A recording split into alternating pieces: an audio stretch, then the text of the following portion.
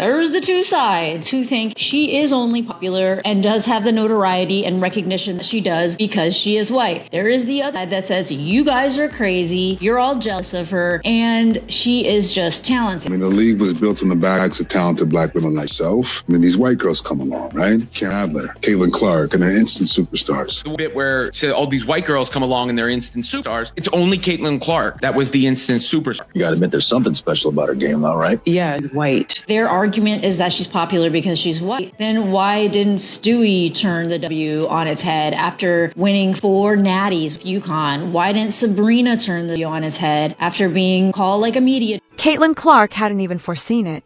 The WNBA's biggest star's skill was reduced to a racial joke by SVU's staged attack, which happened just days after Law & Order. After being rejected by the internet, the show has finally apologized.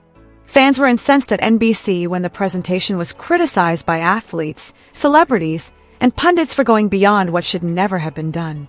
This was an ambush, not only fiction. Caitlin Clark could do. Y'all come at me like this, I'm doing any interviews with you. Y'all keep coming at these dumbasses, Monica McNutt. I'm done. I'm not doing interviews with you. We'll go play in the Unrivaled League, and let's see which league gets going. And then let's see where the hell we're at. Your dumbasses at ESPN want to get up there and be racist as hell towards me. I don't participate in racism. Next time I hear that bullshit, we ain't playing in the game that you're telling. They went too far, despite the fact that the apology was long overdue and confirmed what we already knew.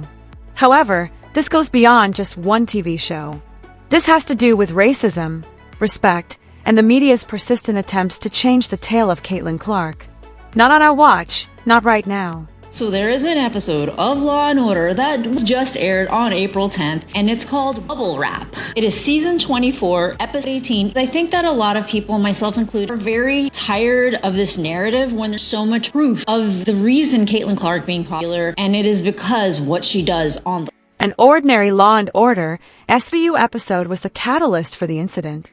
However, this one had a twist that made the courtroom drama on the show become a controversy in real life.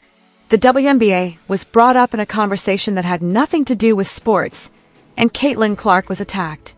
As a barely disguised stand-in for Clark, a fictional figure named Cameron Adler was criticized for being a white athlete who, like Caitlin, had purportedly made it to the top of the league overnight at the expense of the black players who founded it. The line that started the fire then appeared. When's the last time you heard about Law & Order? That Law & Order scene cannot be written without Caitlin Clark. That mention cannot happen without Caitlin Clark, because you couldn't say it for Elena Delle Donne or Brianna Stewart or Sabrina Ionescu or Sue Bird or Paige Beck. She's white indeed. The internet went crazy over that one sentence. It was neither symbolic, nor was it complex. A clearly racist speech was broadcast during prime time. For the millions of spectators, this was more than just a fictional viewpoint. It wasn't just any athlete. It was a purposeful, planned assault on a genuine person. The most well-known figure in women's basketball, Caitlin Clark, has done nothing to merit this kind of treatment. The answer was immediate. The fury was raging on social media. Comment sections were overrun by fans. Caitlin Clark mentioned on Law & Order. You've been talking trash about her for a while, right? Saying that she was a joke, that you were going to kick her ass. Come on, man, it was just talk. Look, I get it. I mean, the league was on the backs of talented black women like yourself. I mean, these white girls come along, right? Karen Adler, Caitlin Clark, they're instant superstars. Everybody's saying they put the league on the map. And they're getting all the endorsements and sponsorships. Yeah, it's messed up. You gotta admit there's something special about her game, though, right? Yeah, she's white. But I hear you. Can't play. I had a lot of respect for her. Really? Just didn't look that way. It was a big game. We're both really competitive and we went into it. But that was it. We even talked after the game for a bit. The air. Yeah, so she was good with that elbow you threw at her face? I'd say she was good with it, but she joked that it was for the game, that it would get us lots of media coverage. Celebrities and sports analysts criticized NBC for using a real athlete in a fictitious dispute. The writers' intentions were clear, even to those who are not basketball fans. They were promoting a narrative that cast doubt on Clark's accomplishments and portrayed them as the result of affluence rather than skill, rather than merely narrating a story. Here's what the writers obviously didn't anticipate, though. Everyone, including casual fans, college coaches, and NBA players, came together in support of Caitlin Clark. Everyone fiercely defended her, since they all understood in their hearts what was going on. This was more than just a racial issue. The goal was to discipline someone who had risen too quickly, too loudly, and too far. The ire quickly extended to NBC's front door. You stand up to bullies. You don't acquiesce. Because when you acquiesce or apologize, it will never stop. You stand up to bullies. You tell them go F themselves. After viewers threatened to boycott and petitions were started, the writer's room abruptly became quiet. It had become a PR disaster rather than a witty moment of criticism. They had underestimated Caitlin Clark's strength and the ferocity of her supporters' defense. The strain became too great to ignore by the end of the week. A rare and well-written apology was released by NBC and the producers of Law and Order and Civu. Although they didn't specifically name Caitlin, everyone was aware of who they were referring to. If it was because she was white, Sabrina Ionescu would have changed and brought the WNBA and turned it on its head, but she is not turning the W upside down on its head like Caitlin Clark.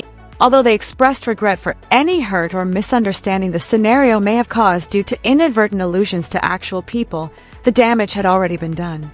Many, however, saw the apology as a minor win. Ultimately, the media acknowledged that they had gone too far and that it was improper to use fiction to hide character assassination. Caitlin Clark had not been invited to participate in their plans. Furthermore, she wasn't deserving of being the subject of a larger cultural conflict. After what began as a humiliating episode, the world compelled the media to accept responsibility. Here we go again. Why is Caitlin Clark popular? People aren't spending 3 hours of their time to watch Caitlin Clark play basketball because they're racially motivated. And Law and Order retreated for the first time in this story. Although an apology was offered, it was not genuine. Pressure was the cause, for the simple reason that the show's producers, NBC and SVU, had no idea how devoted and sizable Caitlin Clark's fanbase had grown. They believed they were penning a little social critique. In fact, they reached a fan base that cuts across nations, cultures, and decades. Basketball player Caitlin Clark is more than that. She has strength, and attempting to categorize her according to a racial stereotype. Yeah, so she was good with that elbow you threw at her face? I didn't say she's good with it, but she joked that it was good for the game, that it would get us lots of media coverage. May have a whole bunch of turnovers, but she does things in a way you haven't seen. She does things that are exciting to watch. Not only people with tone impairments, it was offensive in a calculated way. It took advantage of a developing trend in the media where people attack her identity when they can't ignore her performance or undermine her plan. Law and Order played the perfect part in the narrative. This time, however, the public's response was more powerful than anyone had anticipated. To put it plainly, Caitlin has never expressed any desire to break up with him. She refrains from discussing race. She avoids intercultural conflicts. She is a better basketball player than most others.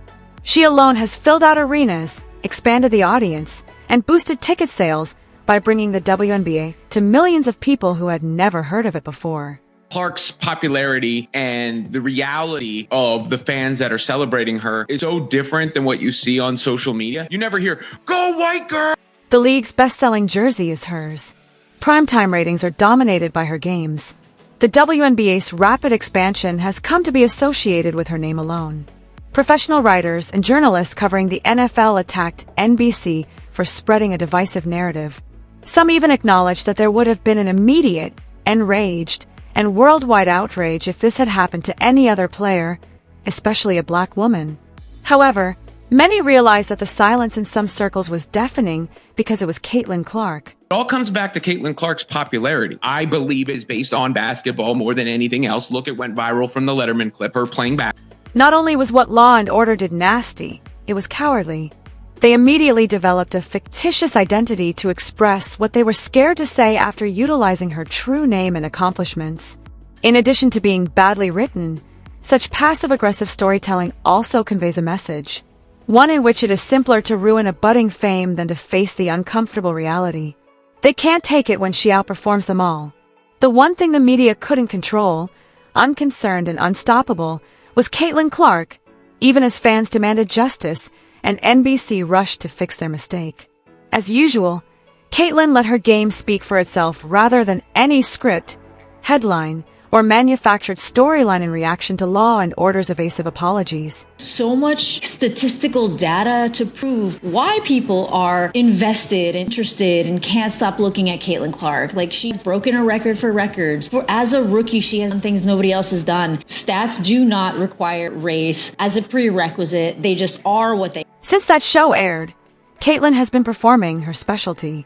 She has consistently delivered outstanding results.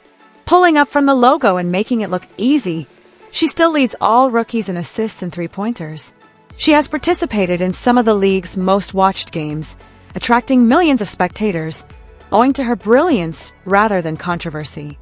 And her detractors are most terrified of that. She does it quietly, gracefully, and consistently rather than just overpowering. She attends arenas that sell out every time. Every city in which she appears becomes a media carnival. Without trying, her name becomes well known. Whether they like it or not, she is a symbol of the WNBA and Indiana Fever. Different. She's a white girl from the middle of corn country. They like Caitlin Clark because she's not a victim, because she doesn't seem to be angry. And so they find her. Let's also discuss impact. Attendance has increased by more than 48% since Caitlyn joined the league. Sales of jerseys reached all-time highs. Some games have even seen a threefold increase in broadcast viewership. Every single one of you WNBA players, you better pray that Caitlin Clark doesn't get injured, because she's keeping your league afloat. Juju Watt goes down with a devastating injury that might keep her out next season. God forbid. If the same thing happens to Caitlin Clark, the WNBA will not survive. You have one young woman carrying the entire league. The amount of WNBA items sold increased by over 300%. Numbers like this have never been driven by league veterans. Therefore, it is not just incorrect for a network like NBC to assert that her ascent is solely due to her race. They are disparaging every fan who attended the game. Caitlin Clark is relatable and popular, and people want to see her play because she's exciting as heck to watch and because she's not filled with anger. People are attracted to joy. Watched it and supported it because of Caitlyn's contributions. With every following three-pointer, assist, and sold-out crowd, Caitlin Clark undermined what Law and Order attempted to accomplish with a single sentence. Caitlin Clark made the comments to Time magazine. Monica McNutt recently said on BBC, perhaps a big reason for Caitlin Clark's popularity is she's white and from the Midwest. The Monica McNutt stuff, and specifically with this level of media, we're talking about with ESPN, their issue with Caitlin Clark. Caitlin Clark represents Trump America, MAGA America. They see her and they say, this is someone that everybody who roots for probably voted for Donald Trump, and I hate Donald Trump, and I hate red hats, and I hate everything that represents to me. Because to me, that... She also demonstrated that storytelling does not win games. Talent does. Furthermore, a person's skin tone, a fad, or political beliefs cannot account for her ascent. Caitlin Clark does have a further three-point range than even Steph Curry, and that is just kind of bonkers. Think about how popular Steph Curry is. Caitlin Clark shoots farther away on average than he. Its foundation is a competitive fire that the league hasn't experienced in decades, years of hard labor, and an unrivaled vision. Prevailing narrative that has been created around this season's WNBA is that it's the league versus Caitlin Clark, and that is just absolutely false. It is unfair to the women that have been there building this league to this moment so that Caitlin Clark's popularity could take it to the next level. There's a method to this madness. When given a chance to talk about Caitlin Clark, they're always going to racialize it and try to demonize Caitlin Clark's. While critics panic and networks apologize, Caitlin continues to accomplish what critics cannot: build history in motion, in quiet, and according to her own rules.